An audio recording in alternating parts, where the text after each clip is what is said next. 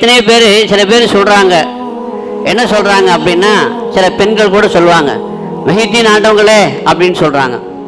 கஷ்டங்கள் வருகிற பொழுது, வேதனை வருகிற பொழுது அவங்க யாரை கூப்பிடுறாங்க? மஹிதீன் ஆண்டவங்களேன்னு கூப்பிடுறாங்க. இது கூப்பிடலாமா? இது சிறுக்கு இல்லையா என்று சில பேர் கேட்குறாங்க.